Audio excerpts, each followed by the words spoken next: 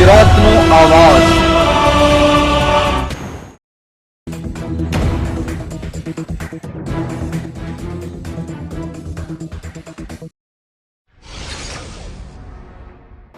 વડોદરા જિલ્લાના કરજણ તાલુકાના બચાર સ્થિત હજરત સૈયદ ગેબનશાહ સરકાર તેમજ હજરત સૈયદ સુહાગી સરકારની દરગાહ શરીફ પર સંદલ શરીફની વિધિ સંપન્ન કરાઈ।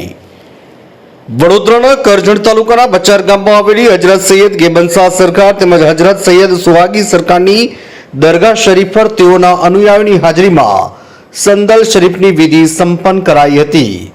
ગામના ટાંક ફળિયામાં રહેતા અબ્બાસભાઈ મલંગભાઈના નિવાસ સ્થાનેથી સંદલ શરીફનું પણ જુલુસ પ્રયાણ થયું હતું। સૈયદ સાદાતોની ઉપસ્થિતિમાં પરંપરાગત રીતે સંદલ શરીફની વિધિ સંપન્ન કરાઈ હતી। સંદલ શરીફ પ્રસંગે બંને સરકારના આસ્થાના પર મોટી સંખ્યામાં અનુયાયીઓ ઉમટી પડ્યા હતા। આ પ્રસંગે દરગાહ કમિટીના ટાંક સત્તારભાઈ દાઉદ, ટાંક ગુલામભાઈ સુલતાનભાઈ, ટાંક બસીરભાઈ રસુલભાઈ વિશેષ ઉપસ્થિત રહ્યા હતા।